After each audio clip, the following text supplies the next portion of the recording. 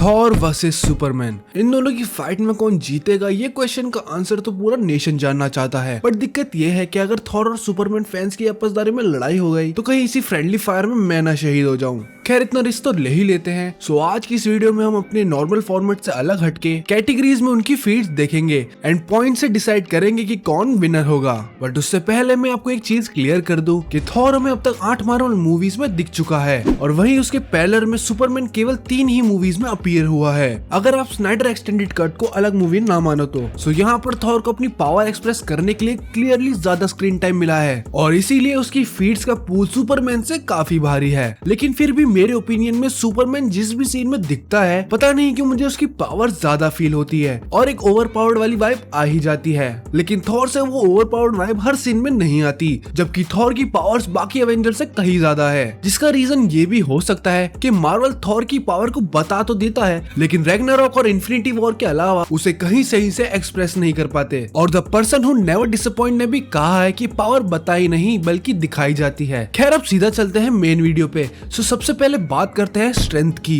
तो थॉर की स्ट्रेंथ वाली फीट्स की बात करें तो उसकी सभी फीट्स में सबसे इंप्रेसिव मुझे यही लगती है जिसमें वो नेदरविलर की फोर्स को स्टार्ट करने के लिए एक ऐसे मैकेनिज्म को स्टार्ट करता है जो कि एक न्यूट्रॉन स्टार की एनर्जी को हार्नेस करने के लिए बना था। इस सीन को खाली देखने से ही आपको पता लग जाता है कि इस ह्यूज स्ट्रक्चर को वापस एक्टिवेट करने के लिए कितनी स्ट्रेंथ की जरूरत होगी। और जस्ट इमेजिन कि इस ह्यूज स्ट्रक्चर को होल्ड करने के लिए कितनी अनइमेजिनेबल ब्रूट स्ट्रेंथ चाहिए होगी, और वो भी ऐसे टाइम पर जब वो मैकेनिज्म अपनी इनिशियल पॉइंट पर कॉन्स्टेंटली जाने की ट्राई कर रहा हो। और ये सब वो एक न्यूट्रॉन स्टार की रॉ एनर्जी को एंडोर करते हुए कर रहा था। इसके अलावा थॉर की फर्स्ट मूवी में हमें थॉर म्योनिर के एक स्मैश से यूटेनहाइम के पूरे लैंडस्केप को डिस्ट्रॉय करते हुए दिखाया गया है, जिसका असर पूरे प्लेनेट पर दिखा था। और अगर प्रैक्टिकली रेफरेंस के साथ देखे तो यूटेनहाइम को लोग नेपच्यून से कंपेयर करते हैं, जो कि अर्थ से 4 गुना बड़ा है। थॉर ने बाइफ्रॉस्ट के रेनबो ब्रिज को मल्टीपल अटैक्स में डिस्ट्रॉय भी कर दिया था और उसी ब्रिज से पहले बाइफ्रॉस्ट की मदद से नाइल रैम में एसगार्डियन ट्रेवल करते थे। और अगर बाइफ्रॉस्ट को ज्यादा देर किसी प्लेनेट पर खोला रखा तो वो डिस्ट्रॉय भी हो सकता है। और अब बात करें सुपरमैन की स्ट्रेंथ की, तो उसकी सबसे इंप्रेसिव स्ट्रेंथ की फीट हमें विजुअली नहीं बल्कि न्यूज़पेपर के एक कटआउट में दिखाई गई थी, जहां ये क्लियरली मेंशन है कि सुपरमैन ने एक टेक्टोनिक प्लेट को मूव किया है। और अगर आपको नहीं पता है तो मैं बता दूं कि एक टेक्टोनिक प्लेट एक कॉन्टिनेंट या उससे भी बड़ी हो सकती है और उसे मूव करने के लिए कितनी स्ट्रेंथ की जरूरत होगी इसका आप अंदाजा लगा ही सकते हैं। सुपरमैन को हमें एक फुल फ्लेज कार्गो शिप जिसका वेट 1 लाख से 2 लाख टन तक भी हो सकता है, उसको ऐसे पुल करते हुए दिखाया गया था जैसे कि कोई इंसान अपने डॉग को वॉक करवा रहा हो। लेकिन इसके अलावा फिर हमें सुपरमैन को एक ऑयल रिग को लिफ्ट या फिर होल्ड करते हुए भी दिखाया गया है, जिसमें उसे ऐसे पोर्ट्रेट करा गया है जैसे वो स्ट्रगल कर रहा है। आई मीन कम ऑन यार, एक बंदा जो टेक्टोनिक प्लेट्स को हिला दे रहा है उसके लिए क्या ही होगा इसको लिफ्ट करना, जो कि डीसीयू की एक इनकंसिस्टेंसी को भी दिखाता है। सो ये थी दोनों की स्ट्रेंथ की फीट्स, और मेरे हिसाब से जस्ट बिकॉज थॉर के पास ज्यादा इंटरप्लेनेटरी फीट्स हैं, मैं स्ट्रेंथ में थॉर को पॉइंट देना चाहूंगा। और अगर आप इससे डिसएग्री करते हैं तो अपनी पॉइंट लिस्ट कमेंट में जरूर बताना। और अब बात करते हैं ड्यूरेबिलिटी की। तो यहाँ पर थॉर ने एक न्यूट्रॉन स्टार की रॉ एनर्जी को जब तक उसने उरू, जो कि स्ट्रॉन्गेस्ट मेटल बताया जाता है, उसे मेल्ट करके स्टॉर्मबेकर फोर्ज ना कर दिया था, तब तक उसने वो इंडोर किया था।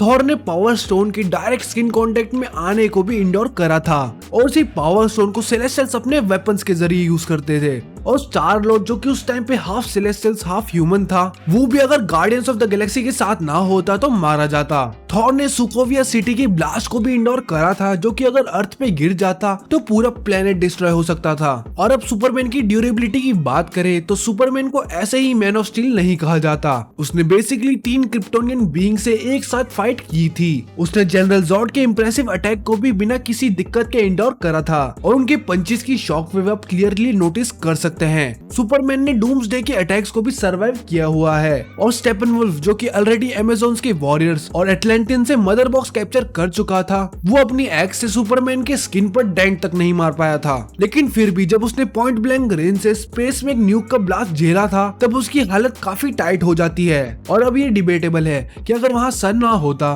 तो सुपरमैन सर्वाइव नहीं कर पाता।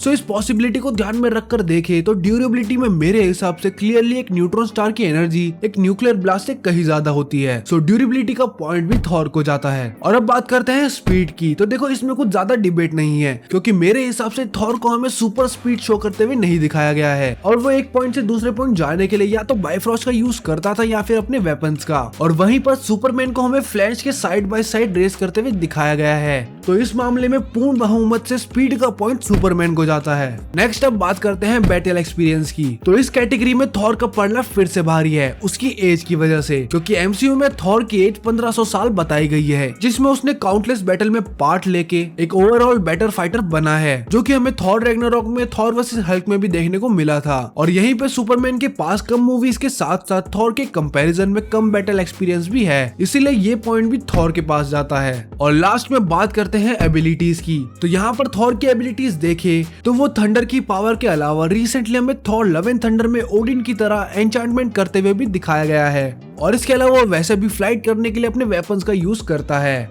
और यहीं पर सुपरमैन के पास एक ऐसी फ्लाइट एबिलिटी है जिससे वो स्पीड ऑफ लाइट या फिर उससे भी फास्ट फ्लाइट कर सकता है। उसके पास अमेजिंग रिफ्लेक्स स्पीड भी है, जिससे वो फ्लैश तक के मूव्स को इजीली डॉज और ट्रैक भी कर सकता है। और उसके पास सबसे फेमस हीट विजन भी है, जिससे वो टफेस्ट मेटल को भी मेल्ट कर सकता है। सो एबिलिटीज के मामले में ये पॉइंट सुपरमैन को जाता है। और फाइनल स्कोर की बात करें तो थॉर के पास 3 पॉइंट और सुपरमैन के पास 2 पॉइंट है। सो इस कंपैरिजन का विनर है थॉर, लेकिन ये वाइस वर्सा भी हो सकता है अगर ड्यूरेबिलिटी में मैं सुपरमैन के न्यूक वाले सीन को कंसीडर ना करूँ तो। खैर आज की इस वीडियो में इतना ही। इसी तरह सुपर ऑसम कंटेंट देखने के लिए इस वीडियो को लाइक और चैनल को सब्सक्राइब जरूर करें। मैं मिलूंगा आपसे अगली वीडियो में, तब तक के लिए पीस आउट।